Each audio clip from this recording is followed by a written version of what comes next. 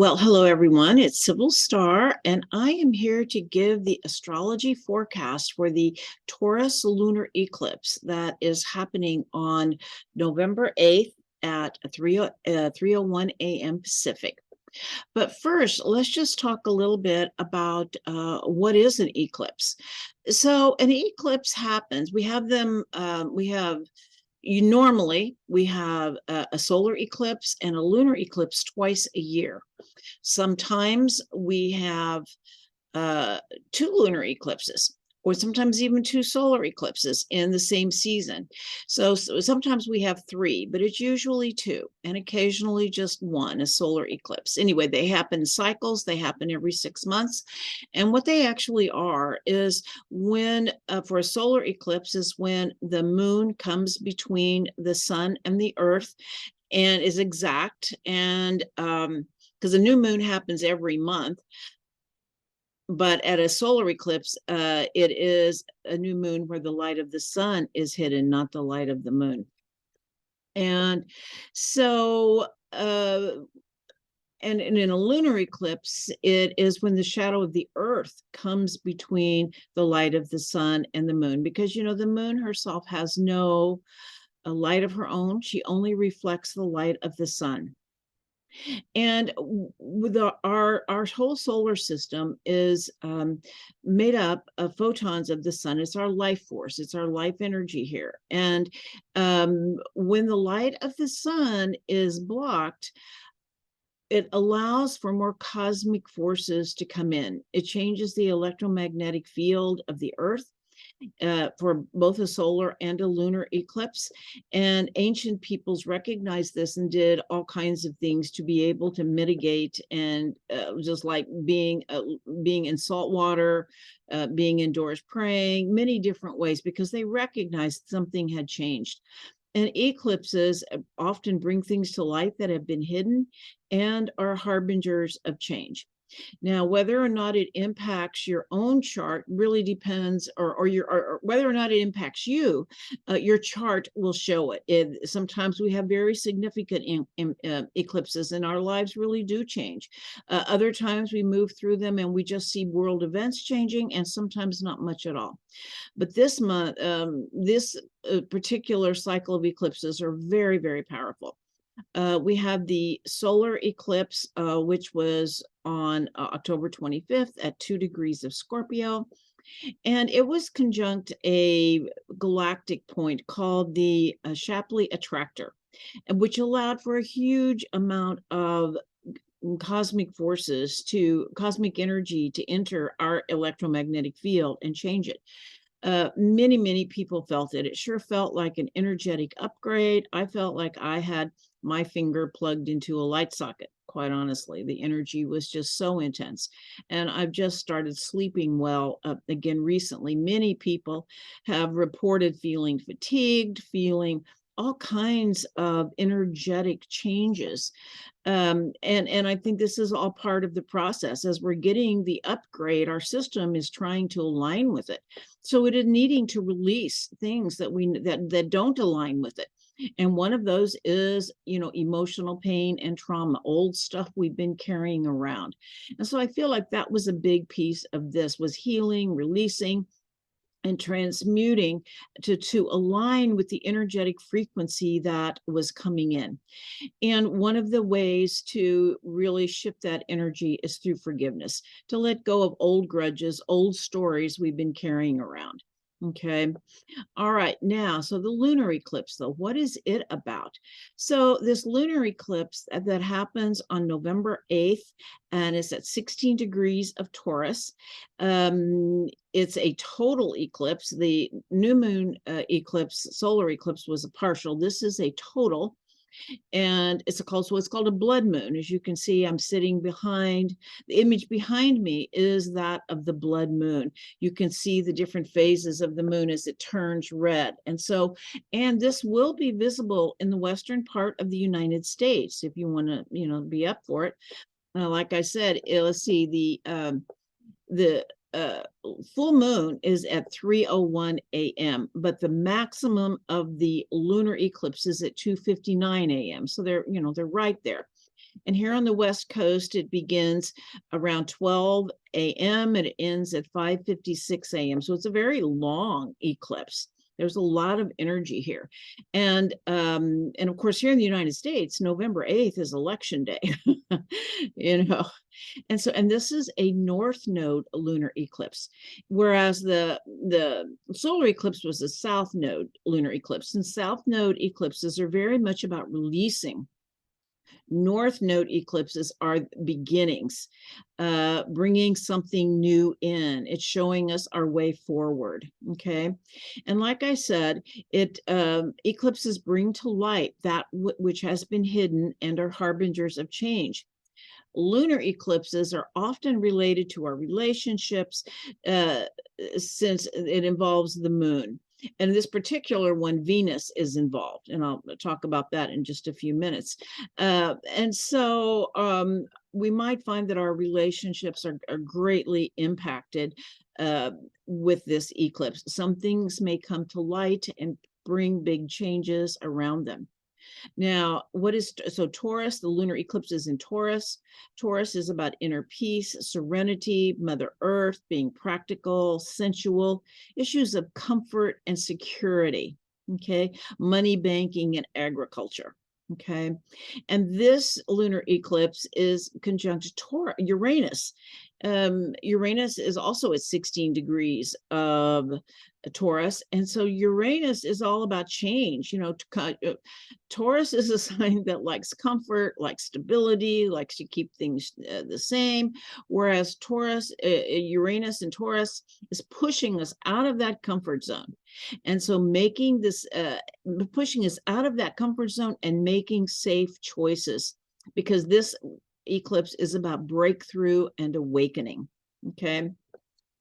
It is opposite the sun, which is also conjunct Mercury and Venus in Scorpio. And of course, Scorpio is about feeling every emotion, being totally transformed through our emotions, healing through forgiveness, but it also has a very secretive component, okay? Scorpio is known for keeping secrets. And so this is the Sabian symbol for this lunar eclipse, which I think is just incredibly interesting, especially considering this is taking place on election day. And it says, an old man is attempting, with a degree of success unsuspected by him, to reveal the mysteries to a motley crew. I feel like this eclipse is going to bring to light some things that have been hidden, and especially in relation to finances, the economy.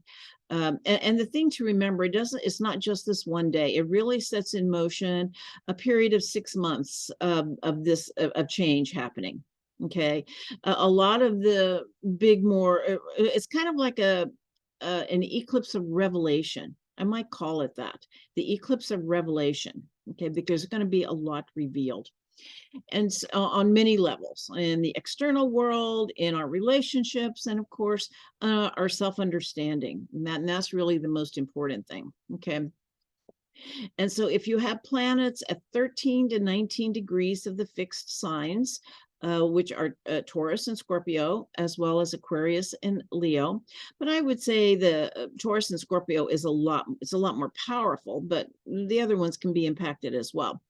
You may have a really strong impact. This eclipse may have a very strong impact because these degrees have already been impacted most of the fall by the Uranus-Saturn square, which is actually part of this eclipse, because Saturn is square this eclipse, okay? So I feel like it's just some huge breakthroughs. And Uranus brings surprises on the collective and personal level, okay? And as I said, it is square Saturn. And, it feels like a huge buildup of tension and energy with the potential for a huge release. Uranus is known as breakthrough, or known for breakthrough. And you can feel, it's kind of like when you can feel the energy before the storm, how the pressure mounts. And then once the storm breaks, then the tension is released. And I feel like this is activating, the Saturn piece is activating our deep fears so they can come to the surface and then have a huge release and let them go.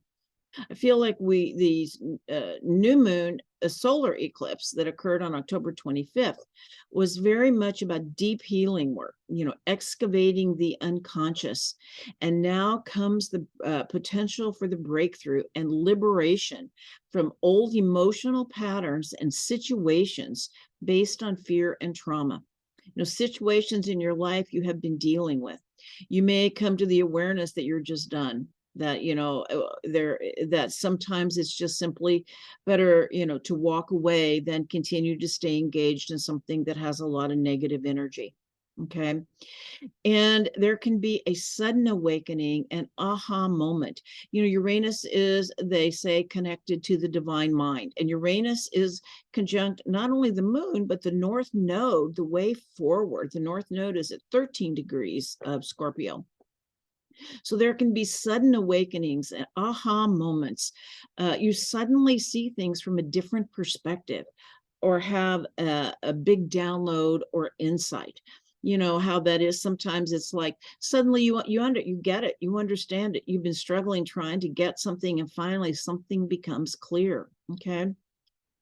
Uranus is like lightning. It's compared to lightning, and is a huge electrical charge in the air. A lot of turbulence in the field. It's a very stormy kind of energy. And I love this quote that says, "Not all storms come to disrupt your life. Some come to clear the path." Okay. And I feel like that's what this storm is about. It's not about disruption, although it may bring disruption, because our paths need to be cleared, because we have a new direction that we're going. And it's also important to be centered and grounded, to stay in the eye of the storm where you can observe what is happening. Okay. Kind of step back from reacting and take the time to just sit there, be calm, like Taurus, centered in the middle, and observe what is happening. It can also bring, Uranus is a planet that has a lot to do with weather, and so do eclipses. And so we could certainly see some extreme weather and some earth changes. And like I said, this lasts for 6 months, but I think the energy is really intense for a few weeks where things like this would happen, earthquakes. And Uranus is known for earthquakes. It's shaken everything up, that old saying, a whole lot of shaking going on. And it's shaken everything at the basic core levels of our consciousness and of our world, because this happens on election day, political earthquakes on election day. And just, it's kind of like, Uranus is the planet of awakening. The curtain is pulled back and we can see through the illusion, not only of what is happening in the external world, just like the Wizard of Oz, but also the true nature of reality. And just one more thing about Taurus before I moved on is, again, Taurus is related to money, banking, agriculture, and stock market. And we know that our financial system is shaking. It's really shaking. And so I think there'll be some clarity of what the truth is. And so you can make choices from a place of what the potential, for the truth that comes to the surface. Anyway, but it's also a quantum leap in consciousness, but that comes through embracing change and transition. Okay. And it's important to know, I read this recently and it just really resonated with me. It said, it doesn't really matter what happens. What matters is your response to what is happening, because that is what is creating your reality. That's why if you can sit in the eye of the storm and not react to changes that are happening, to sit back and kind of take them in and recognize that everything in our life is happening to serve us. It's just our perspective on them and how we respond to them.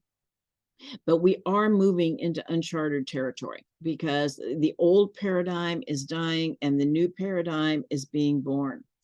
Now, the Uranus-Saturn square is part of this eclipse, and they've been dancing together. You know, they were together all last year in 2021, and they've come together again for a few months in 2022. And it's not like their last hurrah until they meet again in a conjunction in 2032, I believe, in Gemini. Anyway, I feel like Saturn has gone direct. Uranus is still going retrograde. So they have separated. They're moving in different directions now. But I feel like this eclipse is kind of like their final, like, this is what it's really about. And it's the old paradigm is collapsing and the new paradigm is entering. And the new reality is based on our perspective. It's not really it's just simply a new reality for, 3D consciousness. We're moving into a fourth density 5D consciousness, and this is what it is about. It is recognizing that everything is based on our perspective. Everything in your world serves you in some way. And when we can acknowledge that, it shifts our understanding and it changes our perspective. Okay. And when we change our perspective, our world changes. When you change the way you look at things, the things you look at change. That's a quote from Dr. Wayne Dyer. Our perspective creates our experience, and our experience is our reality. Okay. And I'm really talking about our personal reality. We have a collective reality. And that is, but what I'm really talking about here is our personal reality, because when more of us are aligned with the higher frequency vibration, that's when the collective reality shifts. And as I said, it does not matter what happens. What matters is your response to what happens, as that is your experience and your reality. Okay. And true reality is based on a higher vibrational frequency, where we realize the external world is a reflection of our inner world. Okay. Like I said, it's how you see the world. The energy you're putting out is reflected back to you. A great analogy is a mirror. Let's say you get up in the morning and, you don't like your hair. Well, you don't try to change your hair in the mirror. You have to comb your own hair. The outer world is actually a reflection of our inner world. And we draw to us what is a frequency match, which is also called resonance. And collective reality will shift when we reach a tipping point of those whose personal reality is aligned with the higher frequency vibrations. Okay. And what does not align will fall away. And so there is much turbulence in this field. And so how to navigate this turbulence, once again, is staying grounded in your own consciousness, in the eye of the storm, and follow the flow of energy and embrace the change as it comes. Release resistance to change, flow with it, go through the doors that open. Planets are, and Uranus and Saturn are, like I said, are starting to separate, and they will meet again in 2032 when they're conjunct in Gemini. Now, another aspect that is happening at this eclipse, of course, is the Mars retrograde square Neptune. Mars went retrograde on October 30th. It's going to be retrograde until January 11th, where it goes down to 8 degrees. So really, wherever Mars is transiting in your chart is going to be really, really activated. Mars in Gemini. So wherever Gemini is, okay, from basically 8 degrees to 25 degrees. Okay. And I feel like one of the big teachings is in communication. Because Gemini is so much about communication and our use of words, and Mars is the warrior. And so there can be a potential to use words as weapons. And when Mars goes retrograde, it asks us to take a pause, because it has to go within before it goes without. And so it says, think before you speak, pause before you speak. and definitely pause before you act. Mars is the planet of action, will, passion, and also anger and conflict, because it is the warrior. It brings up the disharmonious parts within our consciousness that need to come to the surface and need to be addressed. But the saying for Mars is just do it. But when Mars is retrograde, it says no, pause, then do it. And so Mars does not like to be retrograde. And so it's really asking us to slow down a bit. And the other thing about Mars and Gemini is Mars and Gemini very much about multitasking, doing many, many things at once. And Mars and Gemini retrograde, though, asks us to slow down and get more focus. Okay. Now, when it's an aspect to Neptune, it's very much about aligning our will with divine will and the challenges that brings, because it's a square, so it's a challenge, so it's not easy. And Mars and Neptune are often connected to confusion, deception, and illusion. And so much of that is in the field right now. And it's really important to be able to recognize that, the only truth lies within. And it's important to recognize as well that all is not what it seems. It just isn't. It's like there's an illusion. It's like sleight of hand. And so don't believe everything you're told or even what you think you see. There's so much illusion. Really check in with yourself. If you're questioning, is this real or is this true? Really check in with yourself, because it may well not be. And we can allow ourselves to be taken advantage of by wanting to believe something that just isn't true. Okay. Or wanting something to be true that just isn't. Yeah, that's whatever it is. And truth lies within our hearts. Trust your own inner GPS, because it is what is aligned with your divine inner guidance. And I'm not talking about, let's just say you really want something to be true, and then you check in and say, oh yeah, it says it's true. It's really more, about really kind of like not being attached to the outcome, letting go of the outcome. When you can let go of the outcome, then you can check more in to see what is true. Okay. All right. And of course, don't participate in the madness of the external world. This Mars retrograde is really saying stay focused on your own course. Okay. And the problem is, of course, there's a lot of confusion about what is my course? What is my direction? What am I doing? And Mars Neptune really brings in the realm of magic. And as they say, all who wander are not lost. Allow yourself a little time to wander, because things are changing. Okay. And magic is, Mars Neptune is connected to magic. And magic is the ability to direct energy and align with natural forces.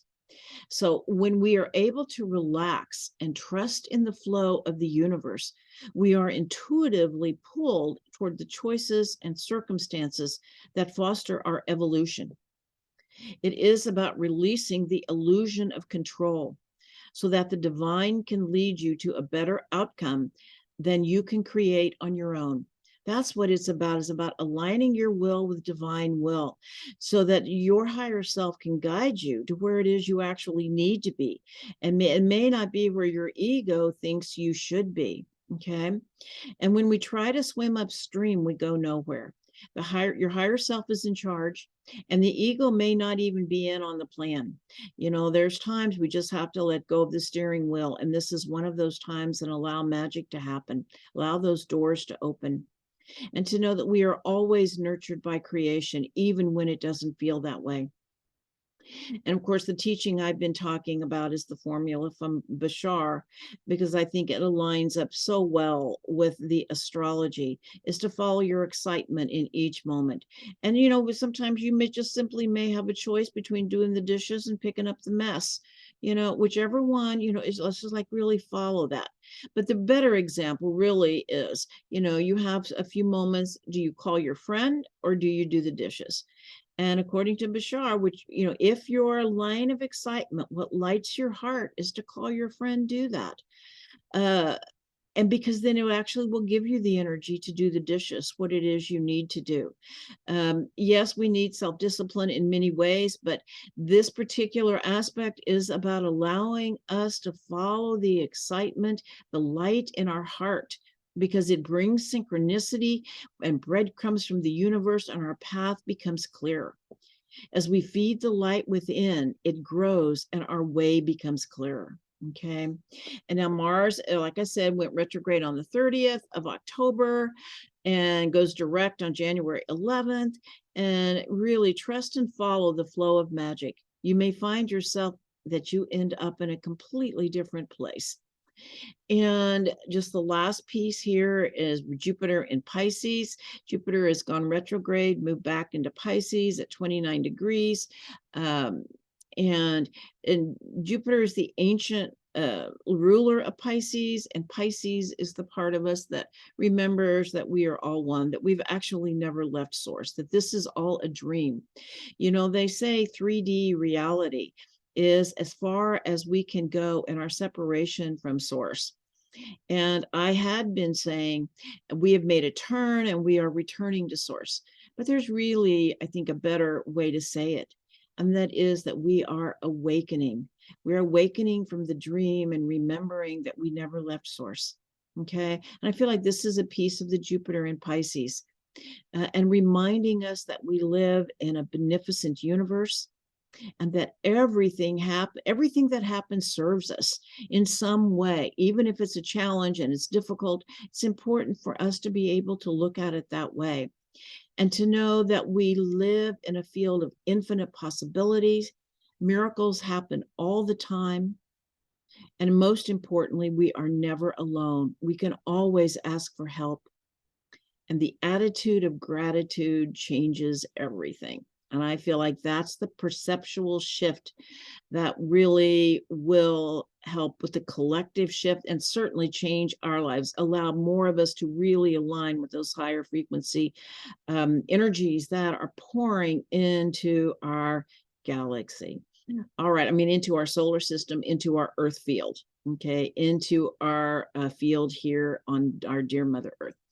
All right. Well, wishing you all a wonderful Thanksgiving. Thanksgiving will be coming up at the end of the month. Perfect. And the next new moon comes the day before Thanksgiving. So it will be all about giving thanks and the attitude of gratitude. But wishing you a wonderful month. Remember to stay centered and grounded in your heart. Stay in the eye of the storm. The storm is actually clearing your path, and so that you can do a bit of wandering and find your way, your direction. All right. Blessings to all. And if you are interested in contacting me for a reading, all of my information is down in the description box. And I am starting to offer a new service called Galactic Astrology. Even though my page isn't quite ready on my website, it soon will be. All right. Blessings to all. Namaste.